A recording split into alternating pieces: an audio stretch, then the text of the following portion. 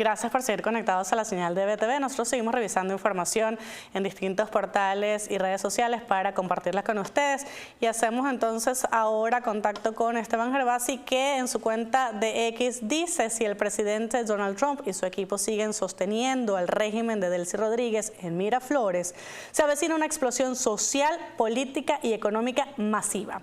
The Heritage Foundation, uno de los think tanks conservadores más influyentes del mundo, lo demuestra en su índice de libertad económica 2026. Venezuela ocupa el puesto 174 de 176 países, que con apenas 27.3 puntos, catalogada como una economía reprimida, peor que casi todo el planeta.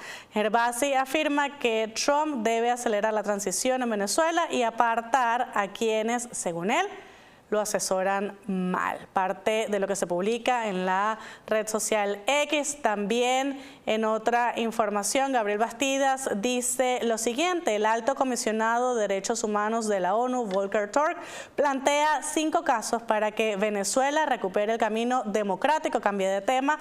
Y hablando entonces del alto comisionado de Derechos Humanos de la ONU, mi querido Rafa: libertad inmediatamente a todos los presos políticos, ampliar el espacio cívico y proteger a ONGs, periodistas, sindicalistas y defensores de derechos humanos, desmantelar los cuerpos represivos y los colectivos armados y reformar el sistema de justicia, atender las necesidades básicas de los venezolanos como alimentación, salud y salario, con estadísticas oficiales transparentes, aplicar justicia transicional y rendición de cuentas por violaciones de derechos humanos. En este momento crucial, el futuro del país debe decidirlo su propio pueblo. Vamos a escuchar parte de las declaraciones. Señor vicepresidente, los venezolanos sienten una mezcla de esperanza, miedo e incertidumbre. Los derechos humanos deben guiar el camino a seguir, y quisiera hacer hincapié en 5 ámbitos clave para la acción.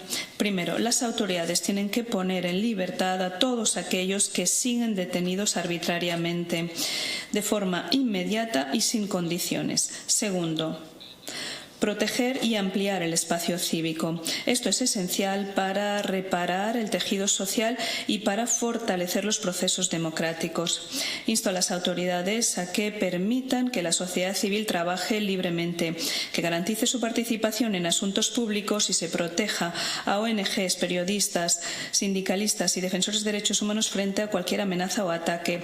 Tercero, reformas estructurales para el sector de la justicia y la seguridad. Esto incluye desmantelar los marcos jurídicos y las prácticas que han permitido la opresión de la disensión política.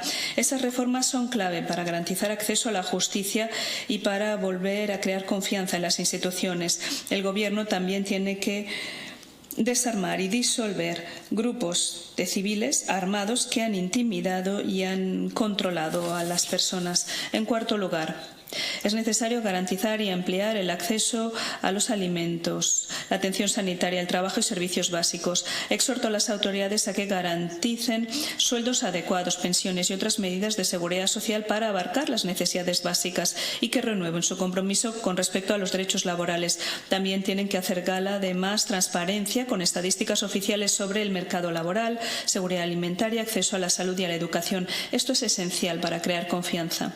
Por último, los venezolanos deben unirse y acordar una estrategia amplia de justicia transicional. La sociedad venezolana sigue estando muy polarizada. Sanar esas divisiones requiere rendición de cuentas por todas las graves violaciones de derechos humanos que se han cometido en las últimas décadas.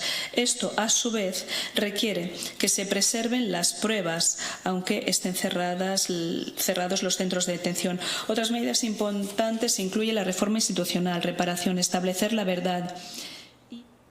Parte de las declaraciones emitidas esta mañana también dice: provee al alto comisionado de Derechos Humanos de la ONU, exige la libertad de todos los presos políticos, reformar el sistema de justicia y disolver los grupos civiles armados, como escuchábamos hace minutos en estas declaraciones. Ivan Gil dice: el alto comisionado de la ONU para los Derechos Humanos insiste en una narrativa parcializada, dice él, hacia nuestro país, repitiendo acusaciones infundadas, insisto, dice Ivan Gil en su texto, y omitiendo deliberadamente el impacto de las medidas coercitivas unilaterales sobre los derechos del pueblo venezolano. Definitivamente le cuesta desprenderse de la agenda del extremismo en Venezuela. Por el contrario, y a pesar de las graves violaciones de los derechos humanos en el planeta, él opta por su sesgo inmoral contra Venezuela. Así se hace difícil sostener una cooperación técnica seria cuando su oficina termina actuando como caja de resonancia de falsedades, insiste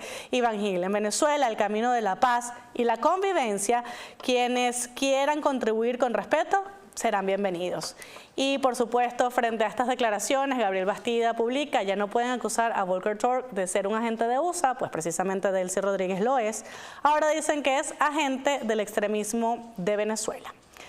Parte de lo que se publica el día de hoy en torno a este tema. Reporte Ya también dice: la ONU denunció que las autoridades venezolanas bajo la administración de Delcy Rodríguez no han entregado una lista oficial de presos políticos encargados ni han permitido el acceso sin restricciones a centros de detención, pese a las solicitudes de la transparencia sobre libertades y detenciones arbitrarias. Parte pues de lo que se vivió el día de hoy con las declaraciones de Volker Turk en Venezuela. Nosotros hacemos una nueva pausa. En la próxima parte seguimos con más.